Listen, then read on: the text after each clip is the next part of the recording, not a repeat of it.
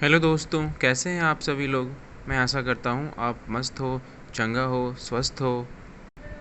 हाँ, तो हम फिर से आ गए हैं आप सबों के बीच एक बहुत ही महत्वपूर्ण विषय पर बात करने के लिए।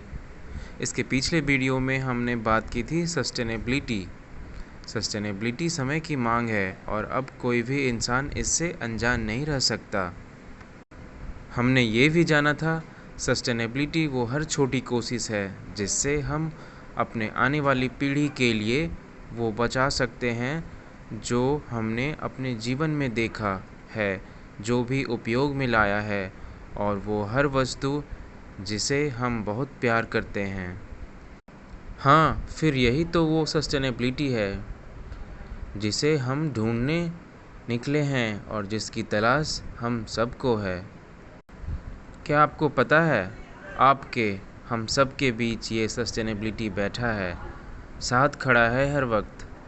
हम इतने खोए से हैं अपने ज़रूरतों के बीच कि हमें बिल्कुल याद नहीं आती इसकी। क्या हम और आप में से किसी ने इसे आवाज़ दी है? क्या आपको पता है सस्टेनेबिलिटी को जितनी आवाज़ दोगे उतनी हमारी धरती यानी जिस प्लैनेट पे हम रहते हैं वो सुरक्षित रहेगी।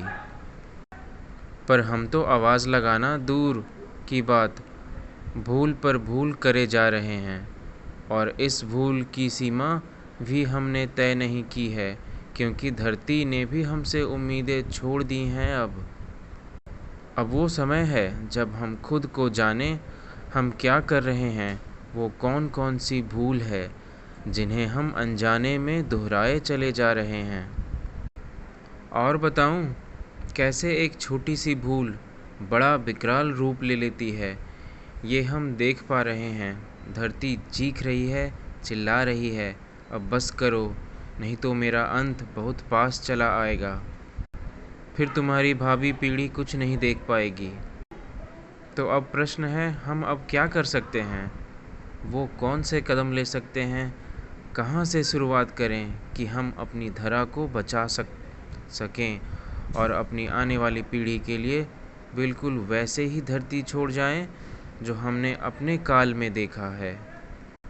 तो यहाँ हम और आप समझने आए हैं सस्टेनेबिलिटी क्यों समय की मांग बन चुकी है।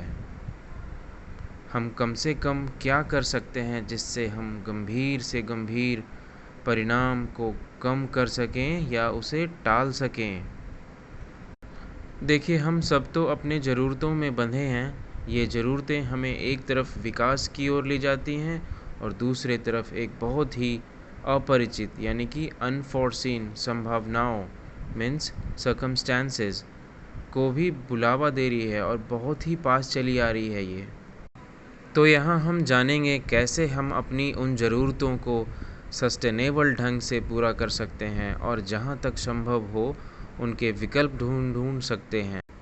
यानी कि we will try every bit to look for possible alternatives so that we can reduce the harm being done to our planet. देखिए, हम अपनी ज़रूरतों को मार तो नहीं सकते, पर हम ज़रूर एक वैकल्पिक समाधान ढूंढने की ओर कदम बढ़ा सकते हैं। We can try searching for possible and feasible alternatives. हम मजबूर हैं क्योंकि इन्हीं ज़रूरतों ने हमें जकड़ रखा है। वैसी मजबूरी से क्या वास्ता रखना जिससे हम गंभीर से गंभीर मुसीबतों को निमंत्रण दें और हम और मेरी भावी पीढ़ी वो सब कुछ से वंचित रह जाए। हम शुरुआत करेंगे सस्टेनेबल जीवन शैली की ओर। हम वो हर फॉर्मूला अपनाएंगे जिससे हम सस्टेनेबल कहला सकें। We are living nothing for our forthcoming generations. Whatever we have seen, are they going to see? Are our future generations going to see all that we have seen in our times? So here we are going to take a start. Start for what? Start for sustainable practices. We will look out for the possible formula so that we can be called sustainable enthusiasts, sustainable stewards. तो क्या आप तैयार हैं sustainable practices को अपने जीवन में लाने के लिए? Are you ready to include sustainable practices in your daily lives, in everything you do? अगर हाँ तो आप फिर धरती को हो रहे नुकसान से खुद को अलग रख पाएंगे. Means every step, every bit you take towards sustainability will take you away, little away, from the list that contains the responsible person for the irreparable harm being done to our planet. और एक छोटा